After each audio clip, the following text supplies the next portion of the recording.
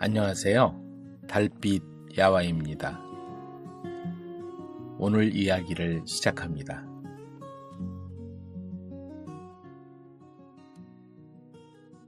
장승 노릇을 한 떠돌이 나그네. 청산 아래에 자리 잡은 한적한 마을 어귀에 오래된 장승 하나가 우뚝 서 있었다. 세월의 흔적으로 거칠어진 그 장승 표면 위엔 위험 있는 얼굴이 새겨져 있었다. 마을 사람들은 그 장승을 대감님이라 부르며 마을의 수호신으로 여겼다. 매월 보름이면 마을 사람들은 하나둘 장승 앞에 모여들었다. 이장을 비롯해 어른들이 앞장서고 아이들은 어머니 치마폭에 숨어 두려운 듯 장승을 올려다보았다. 제사상에는 정성스럽게 준비한 떡과 과일, 술이 올라가고 사람들은 한결같이 고개를 숙여 절을 올렸다.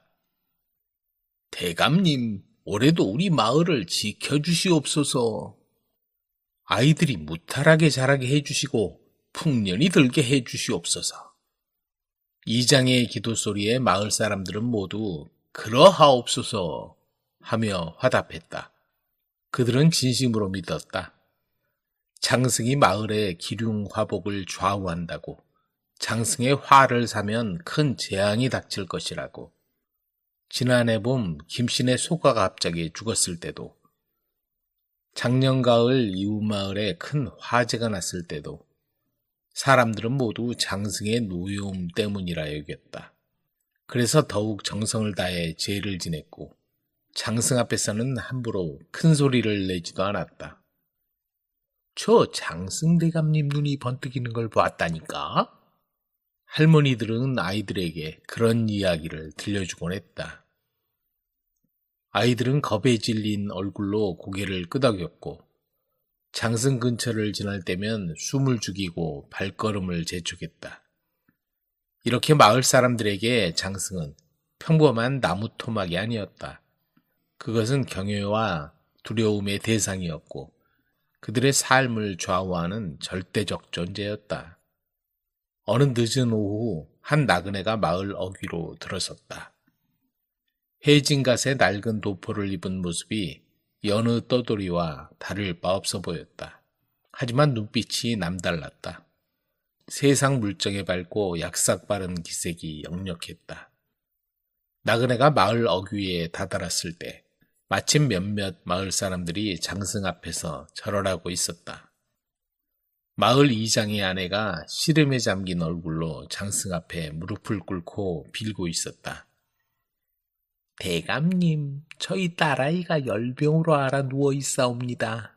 제발 아이를 살려주시옵소서. 그녀의 간절한 목소리에 나그네는 걸음을 멈췄다. 그리고 장승을 올려다보며 피식 웃음을 흘렸다. 나무 토막 하나를 두고 저렇게까지 빌다니? 나그네는 속으로 중얼거렸다.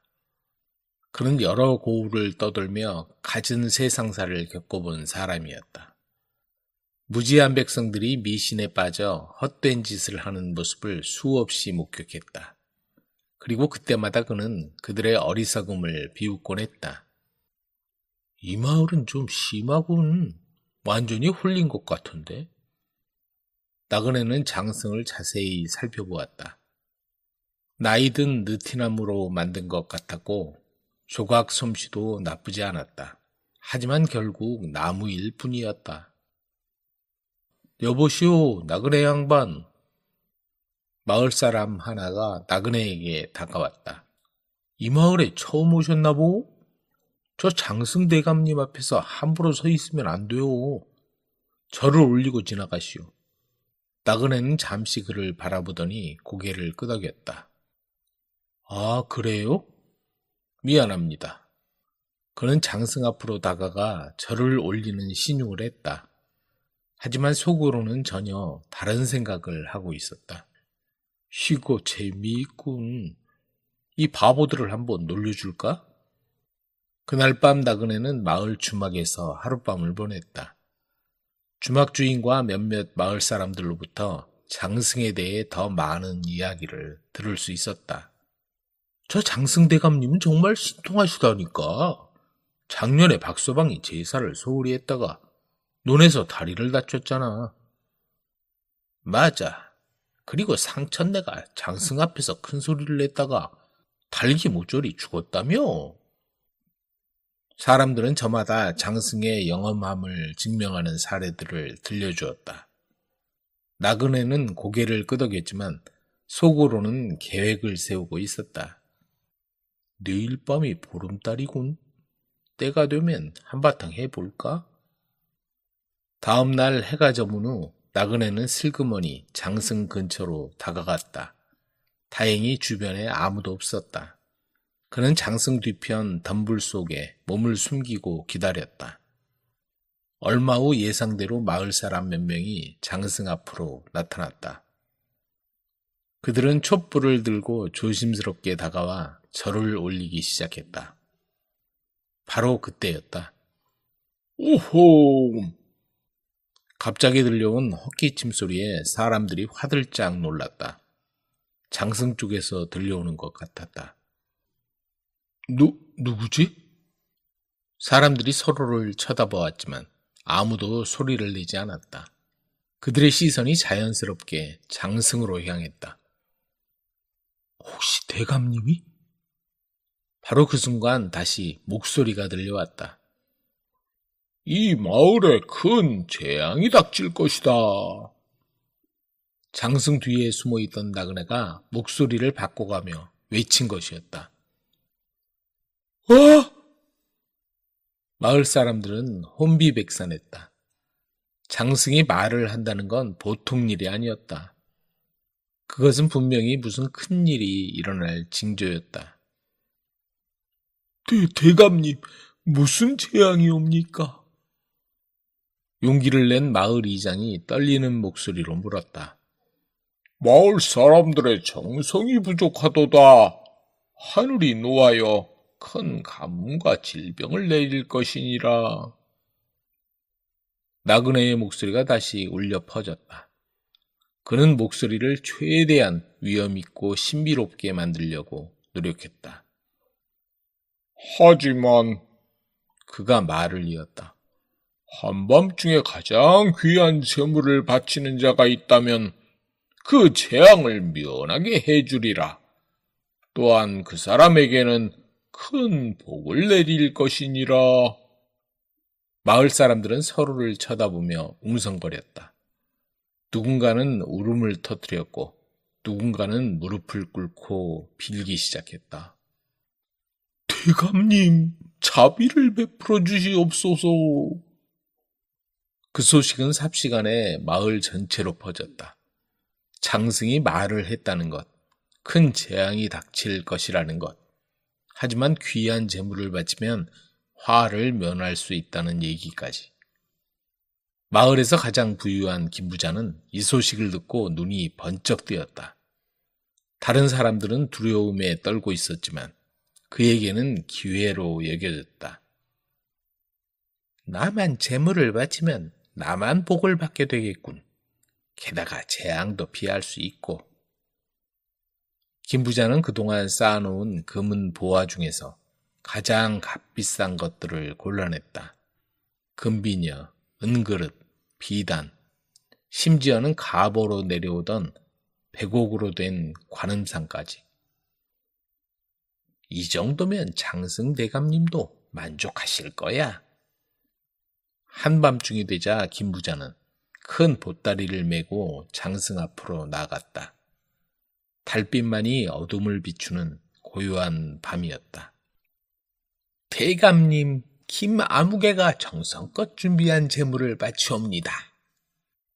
그는 보따리를 풀어 장승 앞에 정성스럽게 늘어놓았다. 달빛에 비친 금은 보화가 환하게 빛났다. 이것으로 저와 제 가족, 그리고 마을의 재앙을 막아주시고 저에게 더 큰 복을 내려주시옵소서.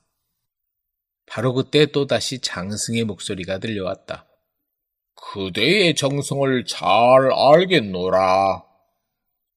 덤불 속에 숨어있던 나그네가 다시 목소리를 냈다. 이 재물로서 마을의 재앙은 물러가리라. 그리고 그대에게는 큰 복이 있으리니 집으로 돌아가 기다리거라. 김 부자는 기뻐서 어쩔 줄을 몰랐다. 그는 연신절을 올린 후 집으로 돌아갔다. 김 부자가 사라지자마자 나그네가 덤불에서 나타났다. 그는 재빨리 재물들을 주워 담았다. 대박이네. 이것만 해도 한동안은 풍족하게 살 수 있겠어? 그는 재물들을 안전한 곳에 숨겨두고 다시 덤불 속으로 돌아갔다. 그리고 장승의 목소리를 흉내내어 외쳤다. 마을의 복이 크도다. 재앙은 물러갔느니라. 멀리서 이 소리를 들은 마을 사람들은 안도의 한숨을 쉬었다. 하루가 지났다.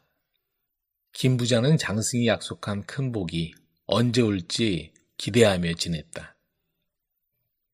다른 마을 사람들도 재앙이 물러갔다며 안심하고 있었다. 하지만 세상에 완벽한 계획은 없는 법이다. 그날 새벽 농부 한 사람이 소를 끌고 일찍 들로 나갔다가 이상한 것을 발견했다. 장승 뒤쪽 덤불에서 수상한 움직임이 보인 것이다. 저기 누가 있나? 호기심이 생긴 농부는 조용히 다가갔다. 그리고 그곳에 잠든 나그네를 발견했다. 나그네 옆에는 눈에 익은 물건들이 있었다. 저건 김 부자가 바친 금비녀 아닌가? 농부는 눈을 크게 뜨고 주변을 살펴보았다. 분명히 얼마 전 김 부자가 장승 앞에 바쳤던 재물들이었다. 그럼 이 사람이? 농부는 재빨리 마을로 달려가 이 사실을 알렸다. 곧 마을 사람들이 우르르 몰려와 나그네를 둘러쌌다. 이게 무슨 일인가? 김 부자가 장승대감께 바친 재물 아니요? 그럼 장승이 말한 것도 이 사람 짓이란 말이요? 나그네는 어쩔 수 없이 모든 걸 실토했다. 맞습니다. 제가 한 일입니다. 뭐라고? 사람들은 모두 분노했다. 특히 김 부자는 자신이 완전히 속았다는 것을 알고 화를 벌컥 냈다. 이런 사기꾼! 내 재물을 다 돌려놔! 하지만 나그네는 의외로 태연했다. 화를 내실만 합니다. 하지만 생각해 보십시오. 속인 건 맞지만 정말로 제가 여러분을 속인 걸까요? 무슨 소리야? 장승이 정말로 신이라면 왜 저 같은 인간이 쉽게 흉내낼 수 있었을까요? 장승이 정말로 영험하다면 왜 저의 거짓말을 막지 못했을까요? 나그네의 말에 사람들은 말문이 막혔다. 생각해 보십시오. 저 장승은 그저 나무토막일 뿐입니다. 말도 할 수 없고 보지도 못하고 듣지도 못합니다. 여러분을 속인 건 저 장승도 아니고 그것을 신으로 믿고 싶어하는 여러분의 마음이었습니다. 나그네의 말에 모두 한동안 조용해졌다. 사람들은 서로를 바라보며 생각에 잠겼다. 이장이 먼저 입을 열었다. 그럼 우리가 그동안 믿어온 것이 모두 헛된 일이었단 말인가? 그런 것만은 아닙니다. 나그네가 대답했다. 장승에게 빌 때의 그 간절한 마음, 이웃을 위하는 마음, 더 나은 삶을 바라는 마음은 진짜였습니다. 다만 그 마음을 엉뚱한 곳에 쏟아 부었을 뿐이죠. 그럼 우리는 이제 뭘 믿고 살아야 한단 말이요? 자신을 믿으십시오. 여러분의 지혜와 노력을 믿으십시오. 아픈 아이가 있으면 의원을 불러오고, 가뭄이 들면 물기를 내고, 화재를 막으려면 불조심을 하십시오. 그것이 진짜 해결책입니다. 마을 사람들은 고개를 끄덕였다. 그들도 어렴풋이 나그네의 말이 옳다고 느끼고 있었다. 결국 나그네는 재물을 모두 돌려주고 마을에서 쫓겨났다. 하지만 이상하게도 마을 사람들의 마음은 전보다 가벼워졌다. 그동안 우리가 얼마나 어리석었는지 모르겠네.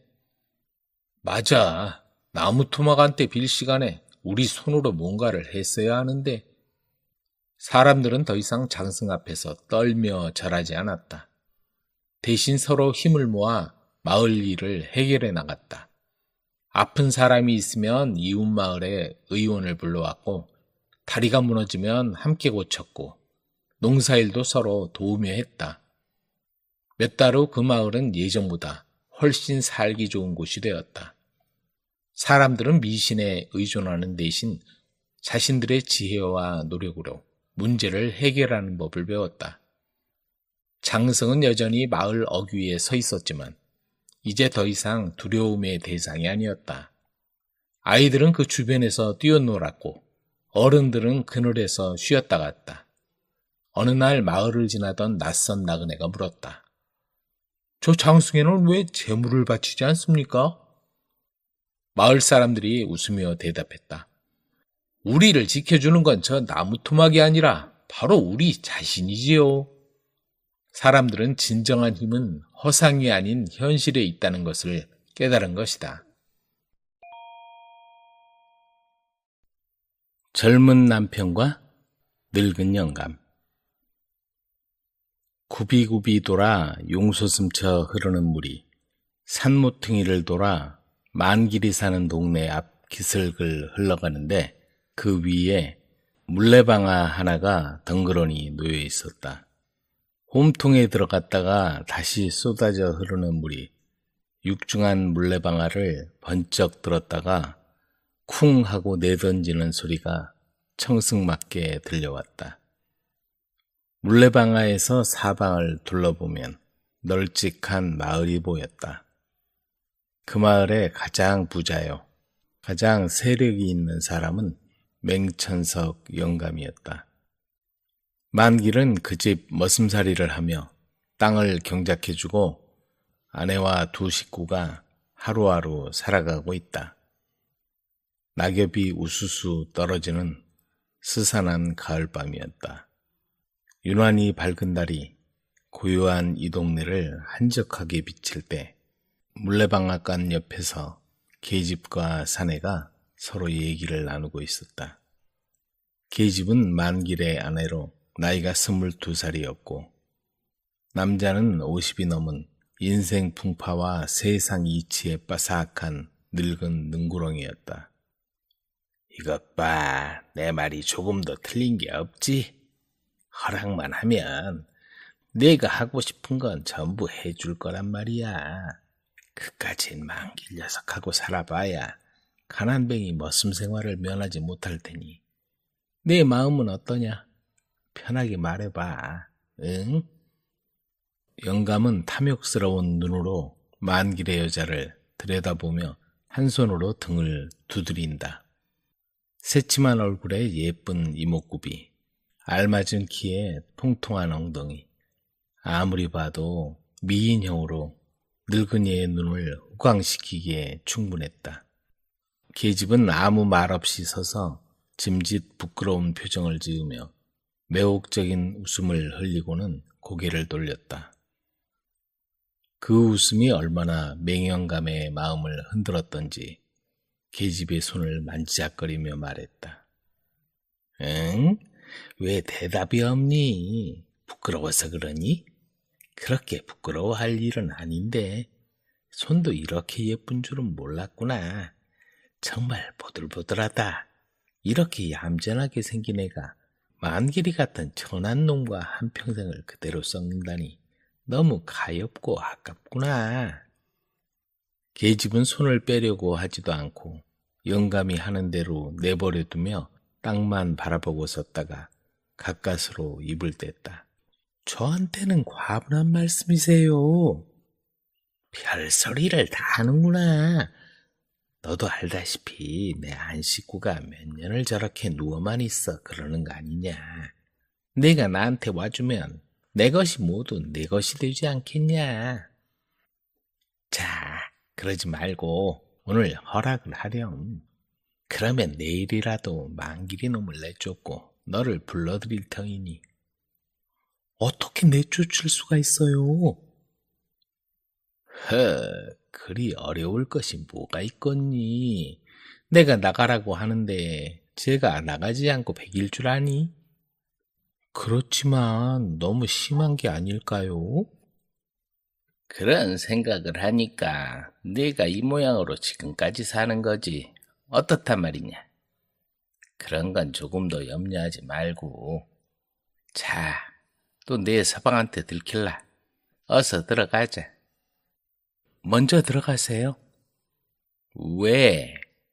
남이 보면 수상히 여기게요? 뭘, 나하고 가는데 수상히 볼 게 뭐야? 어서 가자. 계집은 천천히 두어 걸음 따라가다가 주춤하고 서 있다. 왜 그러니? 영감이 몸이 달아서 계집의 손을 잡았다. 가자. 집으로 들어가자. 계집은 손을 빼려 했으나 그 몸짓에는 모든 걸 허락한다는 뜻이 보였다. 영감은 계집의 몸을 끌어안더니 방앗간 뒤로 돌아섰다. 계집은 영감 가슴에 안겨서 의심에 가득 찬 눈으로 쳐다보면서 영감님 한마디 하고 침을 꼴깍 삼켰다. 거짓말 아니죠? 그럼. 그의 말이 떨렸다. 계집은 영감의 팔을 한 손으로 잡고 다른 손으로는 방앗간 속을 가리켰다. 영감과 계집은 방앗간에서 20-30분 후에 다시 나왔다. 사흘이 지난 뒤에 맹영감은 만기를 불렀다. 만기는 상전 앞이라 고개를 숙이고 있었다.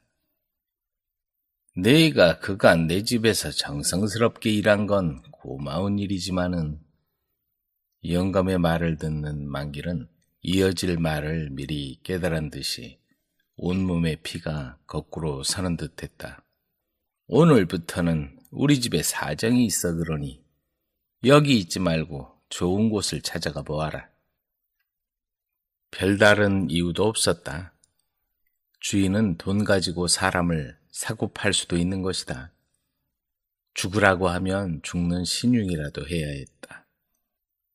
만길은 가슴이 답답했다. 자기 혼자 몸 같으면 어디 가서 빌어먹더라도 살 수 있지만은 사랑하는 아내를 건사할 일이 막연했다. 그는 고개를 굽히고 허리를 굽히고 나중에는 마음도 굽히어 사정도 해보고 애걸도 해보았다.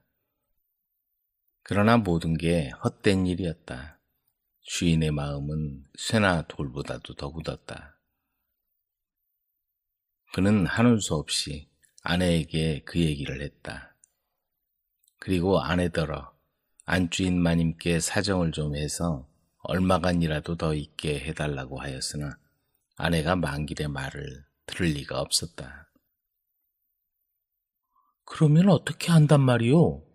이제부터는 나를 어떻게 먹여 살릴 터이요? 그렇게도 먹고 살 수 없을까봐 겁이 나나? 한번 생각을 해보구려. 인제는 꼼짝할 수 없이 죽지 않았소. 죽어? 임자가 나를 데리고 이곳까지 올 때 뭐라고 했소? 어떻게 해서든지 너 하나야 먹여 살리지 못하겠느냐고 큰 소리 치지 않았소. 그랬지. 그래 얼마나 나를 잘 먹여 살리고 호강시켰어? 지금까지 나를 끌고 돌아다닌다는 게 고작 남의 집 행랑살이였어? 일부러 그렇게 한 것이냐? 차차 살아가는 동안에 무슨 일이든지 생기겠지. 설마 이대로 늙어 죽기야 하겠니? 흥! 듣기 싫소. 거짓부렁이나 해대고 어느 천년에. 만길은 가뜩이나 내쫓기고 화가 나는데 계집이 얼굴이 벌게서 바락바락 대더니 속에서 우라가 치밀어 올랐다. 이것이 바락하네? 누가 바락이야? 계집 하나 건사 못하는 사내가 사람인가? 그래 은가락지나 은비녀 한 벌 사준 적 있어? 은가락지 은비녀가 그렇게 갖고 싶으냐? 그래 갖고 싶다. 왜? 계집의 입에서 된 소리가 나오기 시작했다. 이것 보게 이제 막까지 하는 거네? 만길은 머리채를 후려잡더니 두어 번 주먹으로 등줄기를 후려쳤다. 계집은 그대로 거꾸로 졌다가 다시 일어났다. 눈에 도끼가 서려 있었다. 왜 사람을 치니? 어디 마음대로 해봐라.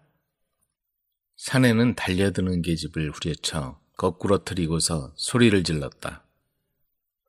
이것이 겁도 없이 기를 쓰네? 만길이 홧김에 여자를 치는 게 실상은 자기 마음을 이빨로 물어뜯는 것이나 다름이 없는 것이다. 하지만 자기 화풀이를 받아주는 사람은 아내밖에는 없었다. 싸우고 나서 채 하루가 못 되어 품에 꼭 끼고 자면 아내는 고맙고 감격스러워 병아리가 어미 품을 찾아 품속에 들어오는 것처럼 품을 찾아 들어왔다. 그만큼 두 사람에게 힘있고 뜨거운 믿음이 있는 까닭이었다. 그날 저녁에 만길은 술이 얼큰해서 돌아왔다. 아까 그 마음은 어느덧 풀어지고 술로 흥분된 마음에 그는 아내의 품이 그리워져서 사과할 마음까지 생겼다. 본래 사람 좋고 마음 약하고 다정한 그는 무식하게 자라난 탓에 생각 없는 짓을 하기는 하지만 절대로 성격이 못된 건 아니었다. 그는 비틀거리면서 집으로 향하는 길에 거슴츠레하게 풀린 눈을 내리감고 중얼거렸다. 이런, 나가라면 나가지 누가 무서운가? 이 집 아니면 살 곳이 없는 줄 아는가 보군. 돈만 있으면 다냐? 사람 나고 돈 났지. 돈 나고 사람 났니? 그리고는 개천을 건넌 후에 한숨을 쉬었다. 아휴, 그 계집은 왜 그렇게 악을 쓰고 대들어 장부의 마음을 긁어놓았다냐. 그의 목소리에는 표현할 수 없는 다정함이 있었다. 그는 자기 여자를 생각하면 모든 불평이 사라지는 듯 숙였던 고개를 쳐들어 하늘을 보면서 자기도 고생은 고생이지. 내가 너무했어. 그러는 게 아닌데. 그는 집에 와서 문고리를 붙잡고 흔들었다. 이봐, 자나? 그러나 대답이 없고 캄캄하다. 이것이 어디를 갔어? 그는 문짝을 부서지라 닫은 후에 다시 길거리로 나와 옆집으로 가서 여보 아주머니, 우리 집 셋이 어디 갔는지 보았소? 하고 물었다. 밥을 먹다가 옆집 여자는 또 취했네 그려. 아까 머리 단장을 하더니 저 방앗간으로 갑디다 하고 대답했다. 방앗간에? 거긴 뭐하러 갔노? 사내는 방아를 향해 가면서 혼잣말로 중얼거렸다. 모퉁이를 막 돌아서는데 맹연감하고 자기 아내가 방앗간에서 나오는 게 보였다. 아! 그는 너무나 뜻밖의 일에 아무 말도 하지 못하고 그대로 한참이나 멍하니 서서 보기만 했다. 피가 거꾸로 솟았다. 열이 올라서 눈이 붉어지고 번개 같은 광채가 번뜩였다. 그는 한참이나 사지를 떨었다. 그리고 부서질 만큼 주먹을 단단히 쥐었다. 만길은 당장 달려들어서 계집의 팔목을 끌어 내동댕이 치고 싶었다. 그러나 이를 악물고 참았다. 이럴 줄은 몰랐다. 정말 몰랐어. 만길은 멀찍이 서서 눈물을 흘렸다. 그들의 모습이 보이지 않자 만길은 비틀거리며 집을 향해 간신히 발걸음을 옮겼다. 사내 대장부가 마누라 하나 지키지 못하고 돈 많은 영감한테 뺏기다니. 그 생각을 하니 정신이 번쩍 들었다. 길가에 쭈그리고 한참을 앉아있다가 두 주먹을 불끈 쥐고 일어났다. 그래, 나도 지금까지 잘한 게 뭐 있어? 데리고 멀리 떠나 새롭게 시작하는 거야. 저것도 돈에 팔려 늙은이랑 사느니 젊은 사내와 살고 싶겠지.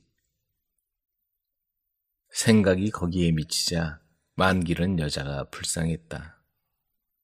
그는 한다름의 집으로 달려갔다. 어두컴컴한 등잔 밑에서 아내는 영감한테 받았는지 두툼한 엽전 꾸러미를 요리조리 살펴보고 있었다. 그건 뭐야? 임자가 알 바 아니오. 계집은 눈을 흘기더니 엽전 꾸러미를 보자기에 쌌다. 내가 잘못했다. 아까는 내 정신이 아니었어. 용서해 주라. 하지만 계집은 쳐다보지도 않고 흥흥거리며 비웃음만 흘리고 있었다. 만길은 그 모습이 밉지 않았다. 밉기는커녕 그런 여자가 금쪽같이 보였다. 여자 앞에 우두커니 서 있던 만길은 그 앞에 무릎을 꿇었다. 그리고 손을 잡고 진심으로 용서를 구했다. 그 모습에 계집은 눈을 동그랗게 뜨고 쳐다보았다. 그 순간을 놓칠세라 만길은 계집을 와락 껴안았다. 조금 전에 느꼈던 늙은 영감의 쾌쾌한 냄새와는 달리 상큼한 사내의 냄새가 코를 자극했다. 임자. 계집은 정신이 번쩍 들었다. 내가 무슨 짓을 한 거야? 그 늙은 영감한테 팔려가 첩이 될 생각을 하다니. 계집은 흐느꼈다. 자기 신세가 불쌍해서 울고 또 울었다. 그들은 그날 밤 영감이 준 묵직한 엽전 꾸러미와 살림 몇 가지를 챙겨 길을 떠났다. 밤새도록 아주 멀리 먼 곳으로.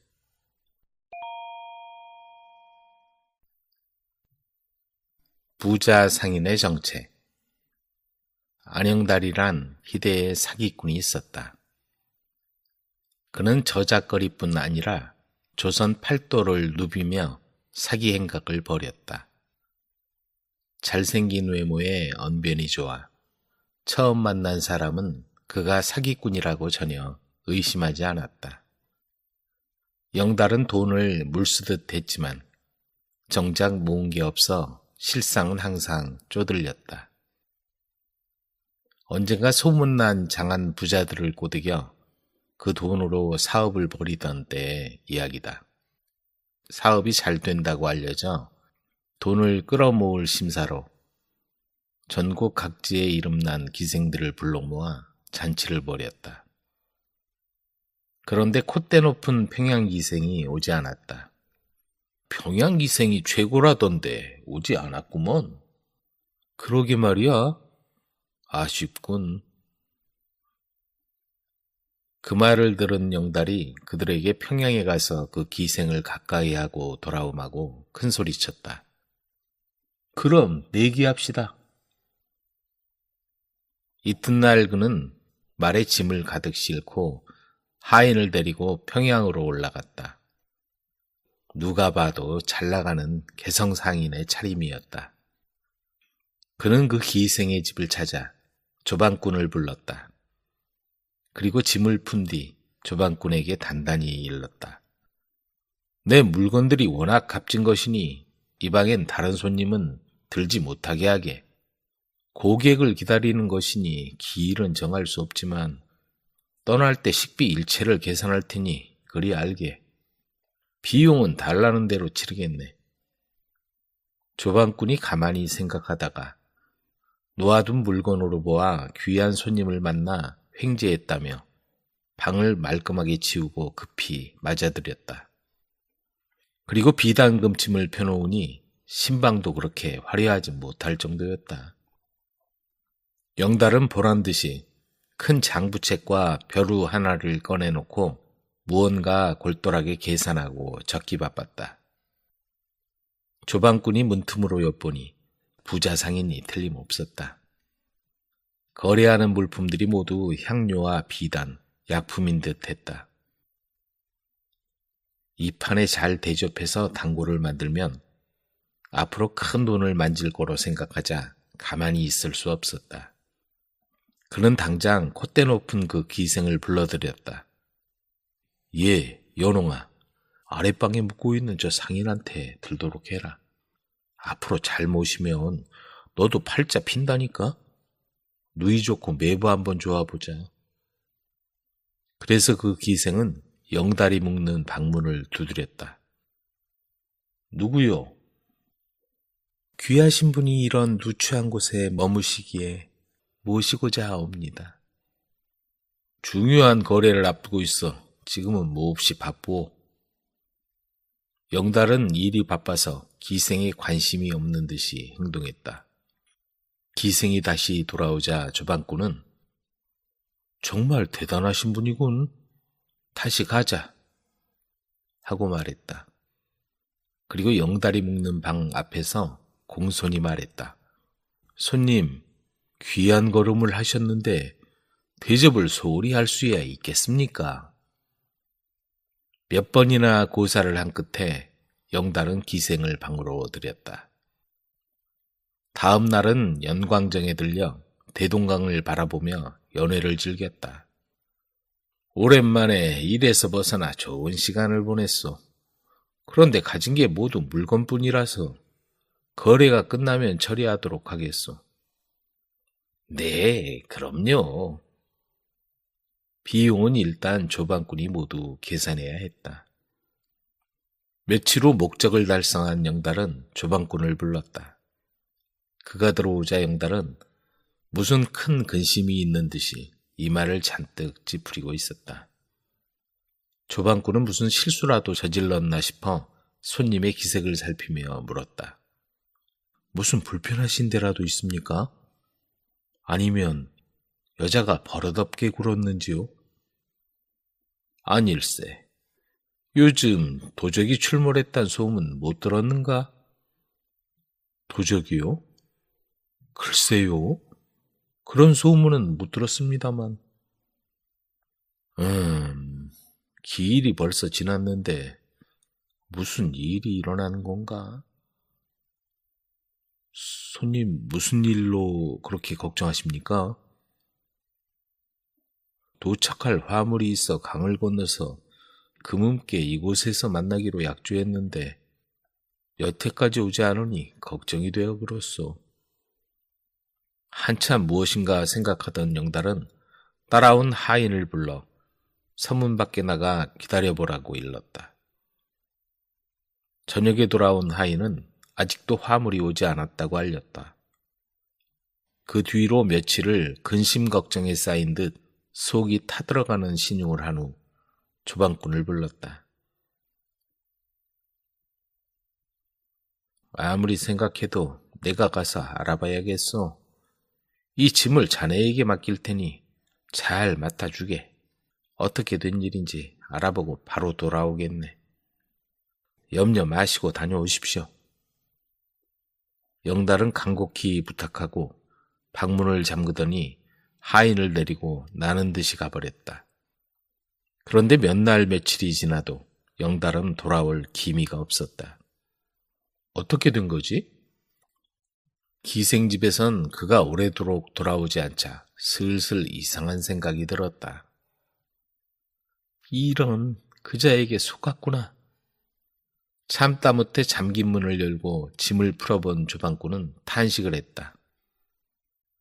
짐 속에서 나온 건 비싼 향료도 약품도 아닌 둥그런 돌멩이들 뿐이었다. 잃어버린 첫날 밤, 다시 찾은 첫날 밤. 인걸은 장안에 소문난 장사였다. 커다란 덩치에 몸놀림도 재빨라서 씨름판에선 당할 적수가 아무도 없었다. 그런 인걸이 딸만 셋인 박영감집 셋째 딸을 아내로 맞아 대릴사위로 가게 된 것이다. 누군 예쁜 마누라를 얻어서 좋겠네. 신랑도 나무랄 데는 없지. 사내들은 인걸을 부러워하고 여자들은 듬직한 인걸을 아까워했다. 박영감집에 초래상이 차려지고 신랑 신부가 마주섰다. 인걸은 다소곳이 숙인 신부의 모습을 보자 가슴이 방망이질을 해댔다. 정말 곱구나. 대릴 사위로 들어오지만 상관없어. 인걸의 색시가 되는 화선은 동네 총각들에게 인기가 많았다. 그런 화선이 인걸의 색시가 된다 하니 혼례를 구경하러 온 총각들은 눈에 쌍심지를 견 채 바라보았다. 혼례가 끝나고 별채에 신방이 차려졌다. 대릴 사위로 들어오는 인걸이 앞으로 기거할 곳이기도 했다. 짓궂은 사내들은 인걸을 붙잡아 달아매고 발바닥을 사정없이 두들겨 팼다.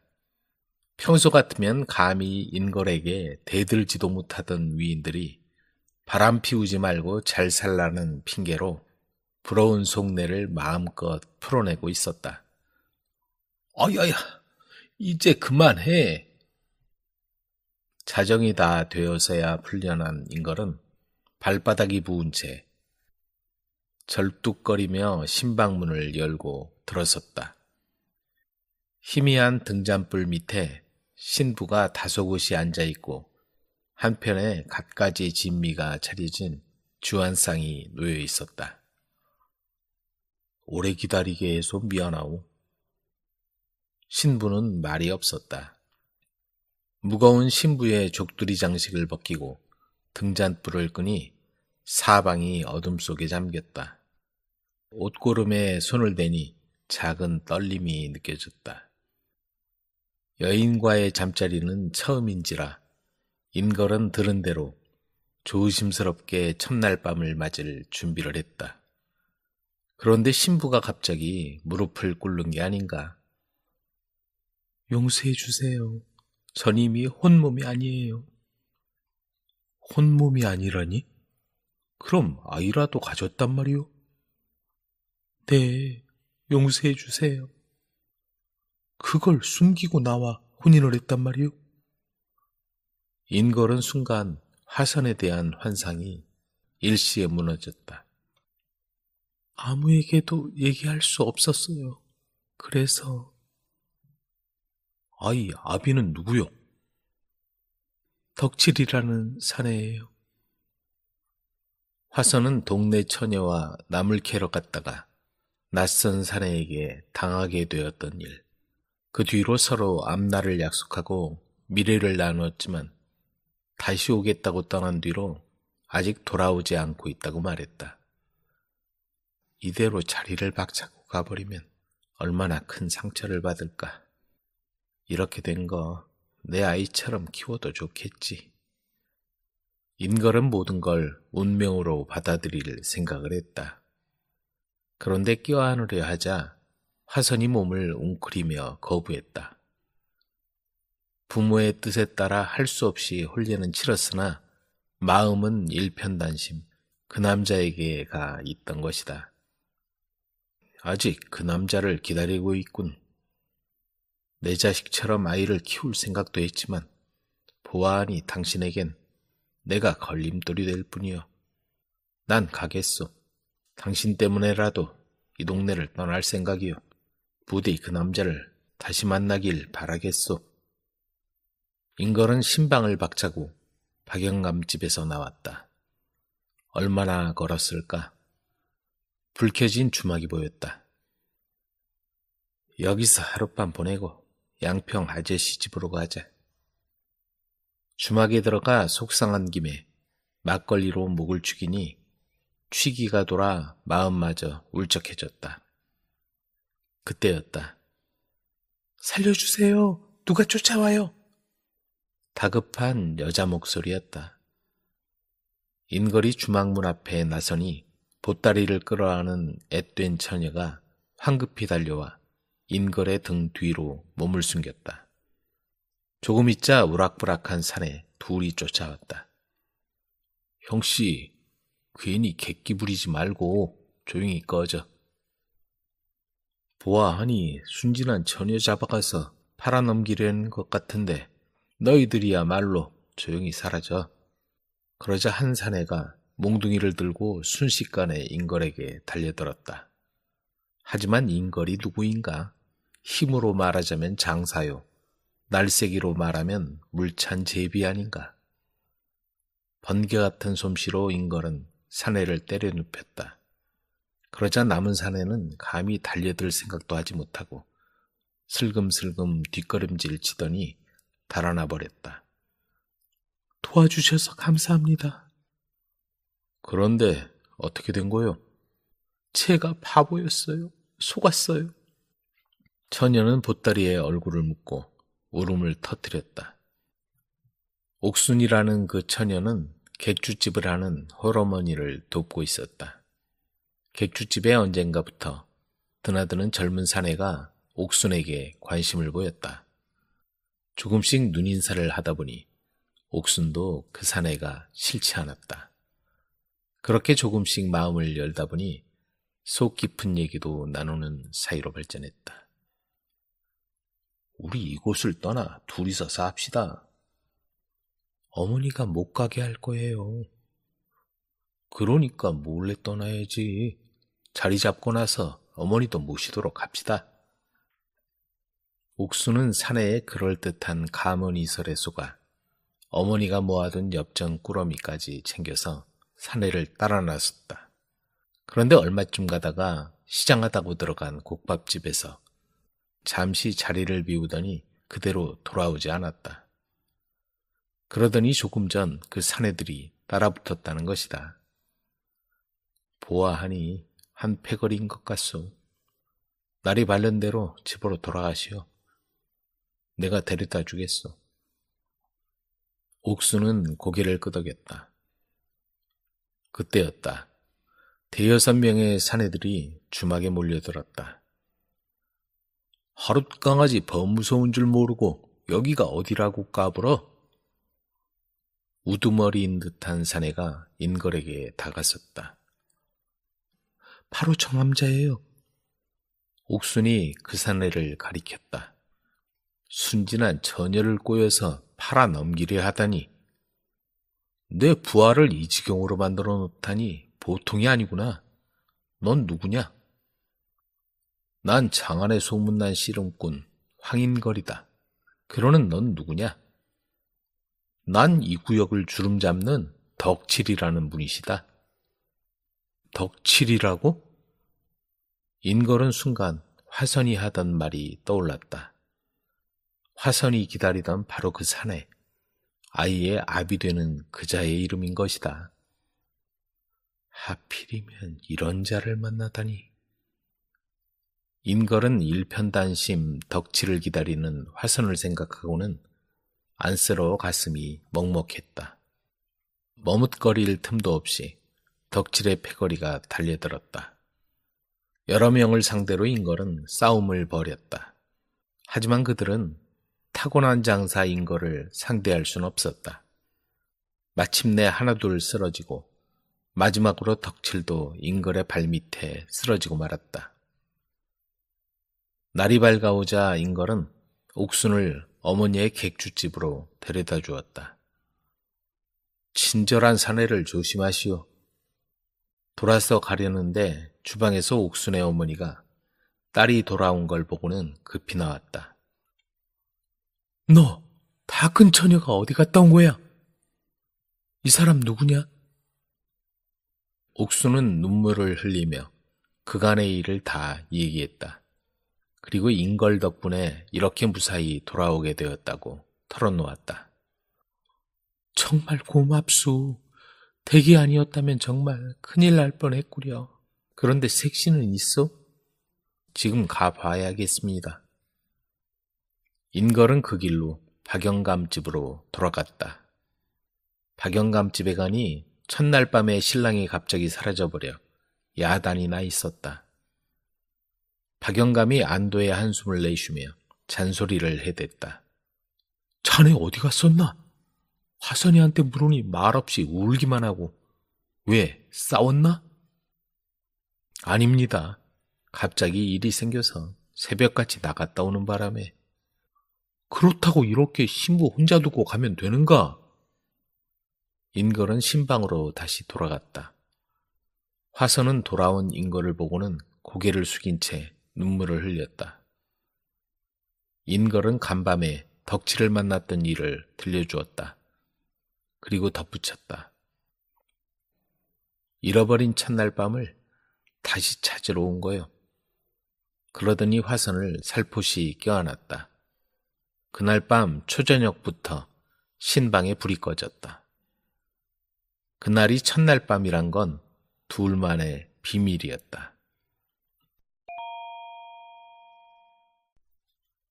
고주망태 문장가의 기발한 재치. 향교에서 학동들의 글 읽는 소리가 우렁차게 들렸다. 그중 손수녀는 단연 뛰어난 학동이었다. 하루도 글 공부를 게을리해선 안 되느니라.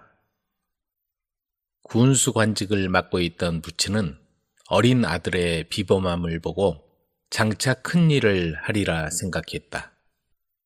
부친이 기대한 대로 수녀는 일찌감치 과거에 급제하고 관직에 올랐다. 그런데 그 무렵 기이한 사건이 일어났다. 이번에도 일이 생겼단 말인가? 그렇답니다. 영해고을에 부임해가는 관리가 죽임을 당했다고 합니다. 이런 표현이 있나? 영해마을에 가려면 울티제라는 고개를 넘어야 하는데 그 고개를 넘는 관리마다 사고를 당하는 것이었다. 그러다 보니 그 고을에 부임하는 것을 꺼리게 되니 조정에서는 큰 걱정이었다. 고을의 관원은 주인도 없이 텅 비었고 아전들이나 관노들까지 그곳에서 떠날 날만 기다리고 있었다. 그때쯤 둘째가라면 서러울 정도로 지혜로운 관리가 자청해서 그 고을로 내려갔는데 그가 바로 손수녀였다. 그는 경상도 감사가 되자 바로 울티제를 향해 길을 떠났다. 그런데 고개를 넘다가 손수녀의 눈에 오래된 나무 한 그루가 보였다.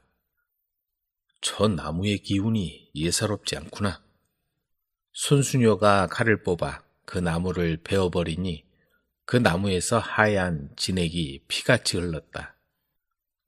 손수녀는 그 자리에서 곧바로 글을 지어 나무의 넋을 위로했다. 그러자 갑자기 하늘에서 슬피 우는 것처럼 빗줄기가 쏟아져 내렸다. 그 이후로는 두 번 다시 불행한 사고가 일어나지 않았다. 손수녀의 문장력이 탁월한 까닭에 성조 임금은 그를 도승지로 임명하고 특별히 총애했다. 언젠가 임금이 암행을 나섰다가 남상 기슭에 두어 사람이 있어 살펴보라 하니 바로 손수녀 일행이라 했다. 막걸리를 놓고 마시는데 안주가 너무 초라했다. 임금은 그에게 술과 고기 안주를 잔뜩 가져다 주게 했다. 그리고 당부의 말을 전했다.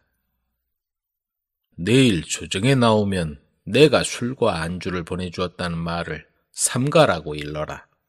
다른 대신들이 알면 편애한다고 할 것이다. 다음 날 임금 앞에 나간 손수녀는 감사의 눈물을 흘렸다. 하지만 손수녀와 술자리를 한번 같이 한 대신들은 두 번 다시 그와 술자리를 하지 않으려고 했다. 그 이유는 바로 손수녀의 술버릇 때문이었다. 도승지는 연락하지 마시오. 아무래도 그게 좋겠소이다.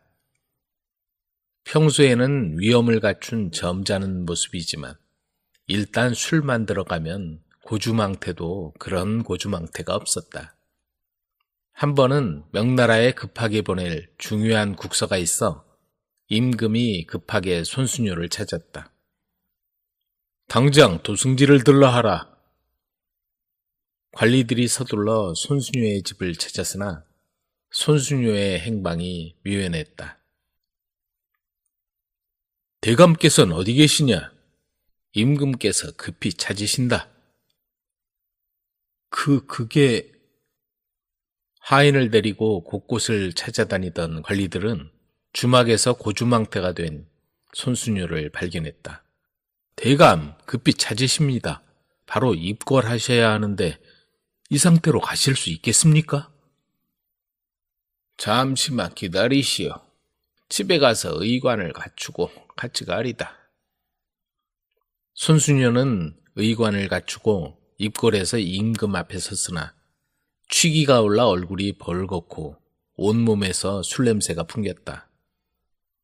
급하게 국서를 써야 해서 들어오라 했는데 지금 그 꼴로 제대로 쓸 수 있겠는가? 어허, 퇴거란 뒤에 한잔 하는 건 뭐라 할 수 없지만 적당히 마셔야지. 그렇게 고주망태가 되도록 마시면 되겠는가?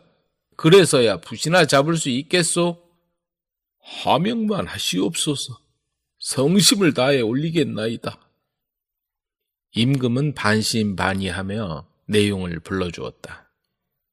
얼마 후 손수녀가 올린 국서의 내용을 읽어본 임금의 입가에 미소가 흘렀다. 과연 명필이요 문장가로다. 술이 과해서 그렇지 그 누구도 따라갈 수 없겠구나. 그것이 고주망태인 손수녀가 임금의 총애를 잃지 않는 비결이었다. 그 일이 있고 난 후 임금은 손수녀를 불러 은잔을 내밀었다. 과인이 주는 선물이요. 앞으로는 이 잔으로 딱 석 잔만 마시도록 하시오. 네? 성은이 망극하옵니다.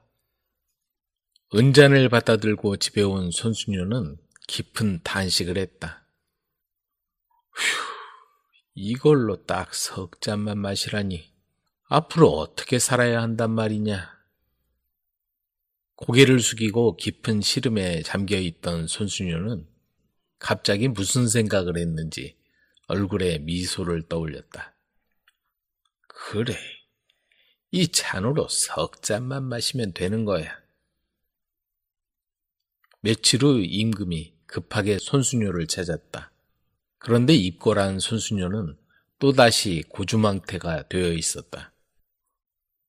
아니, 내가 준 잔으로 딱 석 잔만 하라고 하지 않았소? 임금의 명을 거역할 셈이요? 황공하옵니다, 전하. 주신 잔으로 딱 석 잔만 마셨나이다. 그런데 이렇게 고주망태가 되었단 말이요. 나를 놀리는 거요? 절대 아니옵니다. 다만 잔이 좀 커져서. 잔이 커져? 그게 무슨 소리예요? 임금은 당장 손수녀의 집에 가서 잔을 가져오게 했다. 신하가 가져온 은잔을 보고 임금은 웃음을 터뜨렸다. 자기가 내린 은잔이 얇게 펴져서 사발 크기의 커다란 대접으로 변해 있던 것이다. 내리신 잔으로 석 잔을 마시자니 간에 기별도 안 가고 그렇다고 전하의 명을 어길 수도 없고 해서 신의 불충을 용서해 주시옵소서. 그대의 재치를 당해낼 수가 없구려. 자, 그 잔으로 오늘 술 한 잔 마셔봅시다.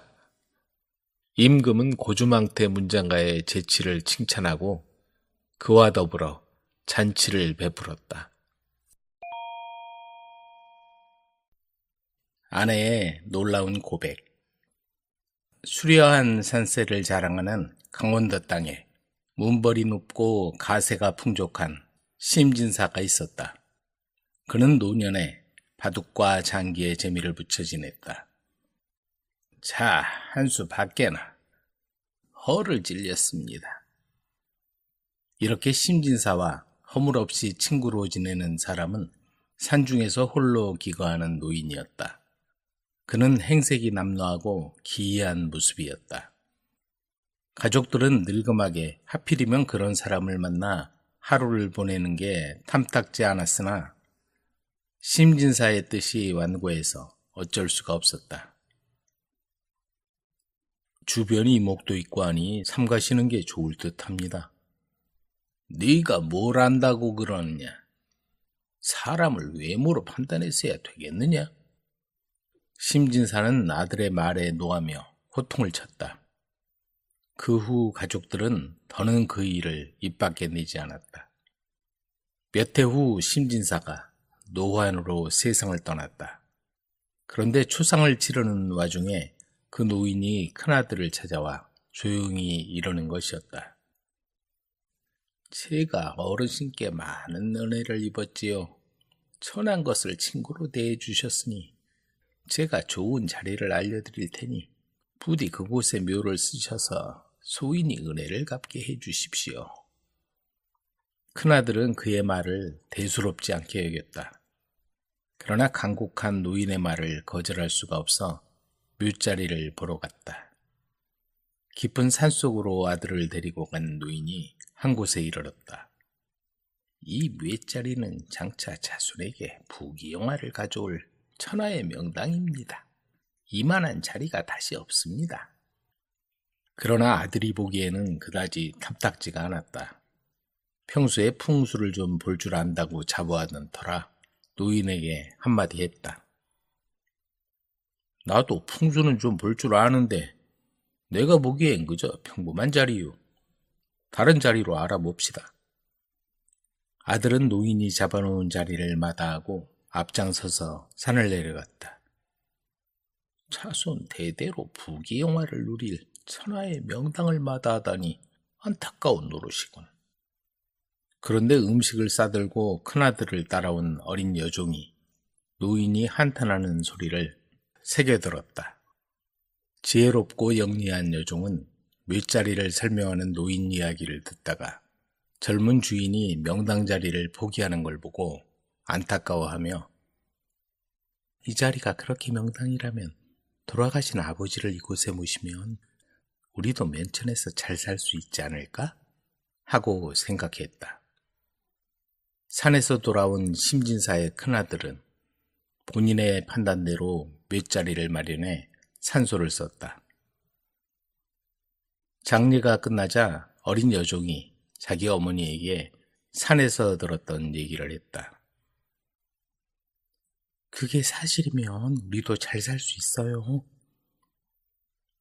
어머니는 어린 딸의 말을 믿고 한밤중에 몰래 산비탈 그늘진 곳에 있던 남편의 묘를 노인이 알려준 바로 그 명당 자리로 옮겨놓았다. 그리고는 그대로 있으면 아무것도 나아질 게 없다고 생각한 모녀는 한밤을 틈타 그 집을 도망했다. 그리고는 그 길로 한양으로 올라가 변두리에 방 한 칸을 새들어 살며 길쌈과 삭바느질로 돈을 모아 살림을 늘려나갔다. 몇 년의 세월이 흘러갔고 다른 미모의 처녀로 자라났다. 갓난이란 어릴 적 이름 대신 수양이란 이름으로 불리는 재색을 겸비한 그녀에게 여기저기 혼담이 오가기 시작했다. 근처에 김씨성을 가진 몰락한 양반의 자손이 살았는데 비록 가난하게 살아도 반듯하고 총명한 사내였다. 어머니, 저 김생에게 시집 가겠어요. 어머니는 전에도 그러했듯이 딸의 판단을 믿었다. 그렇게 수양은 번듯한 자리를 다 마다하고 그날 품팔이를 해서 먹고 사는 김생에게 시집을 갔다. 이제부터 서방님은 농사일에서 손을 떼시고 학문에만 열중하세요. 그리고는 선비들이 모여 사는 남촌으로 집을 옮겼다. 김생은 학문에만 열중했다. 그는 성품이 곱고 한결같아 아내를 믿고 아내의 말을 하나도 어기지 않았다. 그리고 마침내 과거에 급제하여 벼슬 자리에 오르게 되었다. 수양은 아들 형제를 낳고 대갓집 마님으로 살게 되었다. 하지만 남편이 벼슬에 오르고 양반처럼 살고 있어도 아직도 자기가 종의 신분이란 것 때문에 언제나 마음이 무거웠다. 면천하지 않고선 내 자식들의 신분을 보장할 수 없어. 아이들이 커갈수록 수양의 시름도 커져만 갔다. 그런데 수양의 남편이 강원도 관찰사로 제수를 받아 가족 모두 원주로 가게 되었다. 얼마 후 원주 가명에 심기역이란 자가 잡혀 들어왔다. 지방 서리로 있는데 나랏돈을 횡령했다는 죄명이었다. 수양은 우연히 선화당을 지나다가 심기역을 신문하는 걸 목격하고는 기겁할 만큼 놀라고 말았다. 바로 심진사의 큰아들이었던 것이다. 수양은 퇴청에서 들어온 남편 앞에 무릎을 꿇었다. 부인, 무슨 일이요? 왜 이러시오? 지금까지 당신을 속였습니다. 용서해 주십시오. 그리고는 자기가 종의 신분인 것과 지금 잡혀온 심기역이 주인이라는 것을 밝혔다. 남편은 뜻밖의 사실에 놀랐지만 마음을 가라앉히고 말했다. 당신이 아니었으면 지금 난 이 자리에 없을 거요. 그러더니 무슨 생각을 했는지 관리를 불러들여 명했다. 내일 심기역 그자를 직접 신문하겠으니 그리 알라. 다음 날 관리들을 물리고 독대한 자리에서 관찰사가 물었다. 나라 돈을 횡령한 게 맞느냐? 죽을 죄를 지었습니다. 형편이 어려워 세전을 잠시 빌려 쓴다는 게 그만. 알아본 바로는 살림이 넉넉하다고 들었는데 부친 때까지는 그랬습죠. 가세가 기울어서. 그러자 관찰사가 목소리를 낮추었다. 그대 집안에 노비가 있지 않나? 그걸 나한테 넘기게. 갓난이라는 여종과 그 어미를 나한테 팔게. 그러면 내가 그 돈을 갚아주지. 갓난이라고요? 10여 년 전 도망친 아이입니다. 아무튼 그 두 사람의 노비 문서를 나한테 팔게. 내가 사지. 심기역은 어리둥절했지만 기별을 해서 즉시 노비 문서를 가져오게 했고 풀려나 집으로 돌아갔다. 그날 저녁 퇴청한 남편이 수양에게 노비 문서를 내밀었다. 그동안 당신을 올가매던 족쇄요. 자, 이제 당신 거요. 그러자 수양은 남편이 보는 앞에서 갓난이와 어머니의 노비 문서를 찢어버렸다. 이제 저와 아이들 모두 자유롭게 되었어요. 수양은 남편을 껴안고 기쁨의 눈물을 흘렸다. 산골 마을에 살게 된 나그네의 사연. 조선시대 어느 산골 마을. 이곳은 사방이 높은 산으로 둘러싸인 마을이었다. 맑은 날이면 산새들의 지저귐과 바람에 흔들리는 나무들이 자연의 조화를 이루었지만 마을 사람들의 삶은 그다지 평탄하지 않았다. 척박한 땅에서 농사를 짓는 주민들은 고단한 하루를 보내며 생계를 이어갔다. 마을의 중심에는 유독 눈에 띄는 커다란 기와집이 있었다. 이 집안의 가장은 마을 사람들에게 존경받는 인물이었지만 그의 아내 안방마님은 성격이 괴팍하고 질투가 심한 여인이었다. 그녀는 남편이 데려온 첩을 늘 눈엣 가시로 여기며 끊임없이 괴롭혔다. 하지만 그녀의 질투는 단순한 괴롭힘에서 끝나지 않았다. 마님은 결국 끔찍한 결정을 내렸고 첩은 어느 날 흔적도 없이 사라졌다. 사람들 사이에는 소문만 무성했을 뿐 진실은 아무도 몰랐다. 그 무렵 산길을 헤매던 방랑객 김석주가 그 마을에 발을 들이게 되었다. 비바람이 거세게 몰아치던 날, 김석주는 산길을 걷다가 길을 잃었다. 그는 남루한 옷을 입고 방랑 생활을 하는 나그네였다.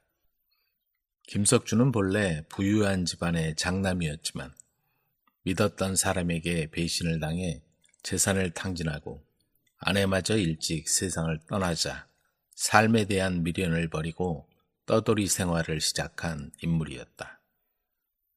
이렇게 비가 쏟아지다니 오늘은 더 이상 갈 수 없겠군.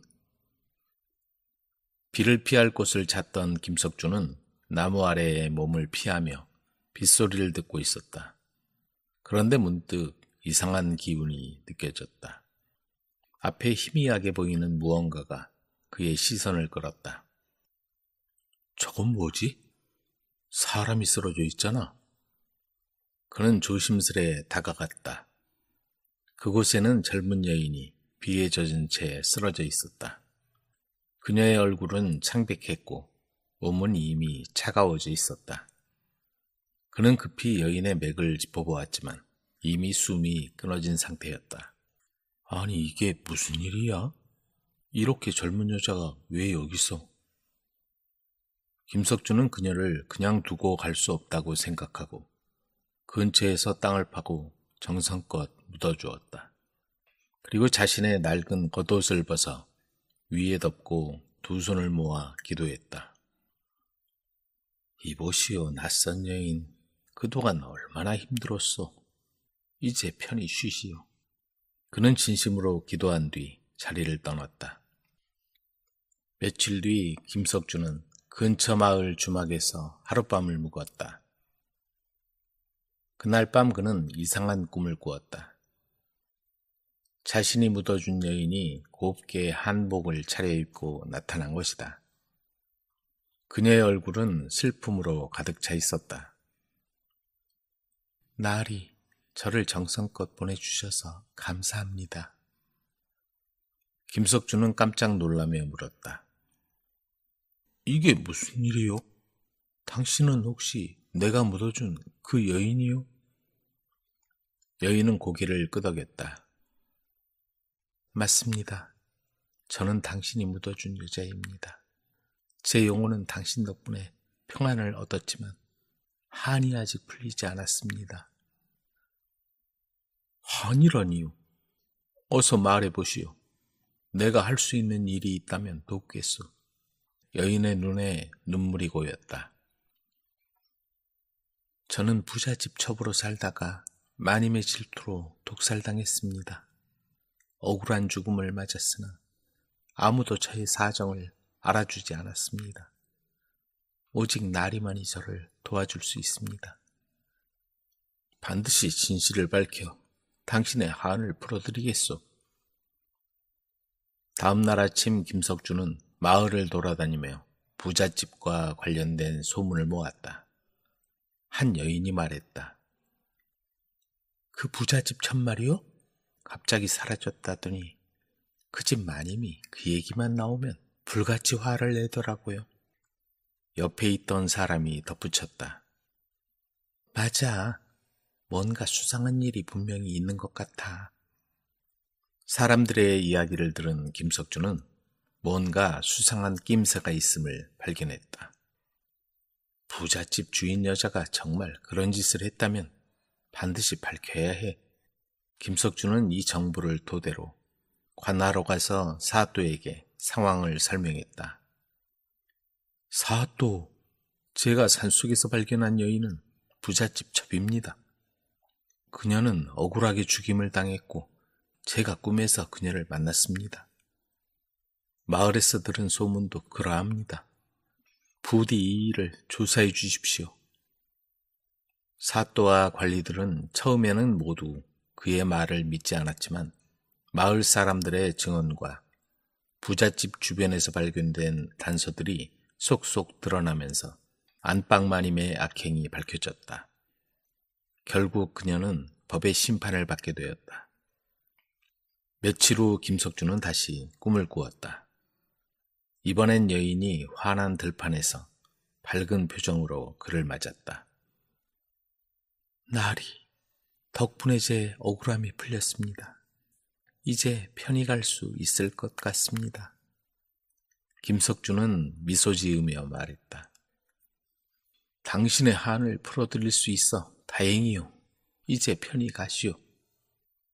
정말 고맙습니다. 나리에게 좋은 일이 있을 겁니다.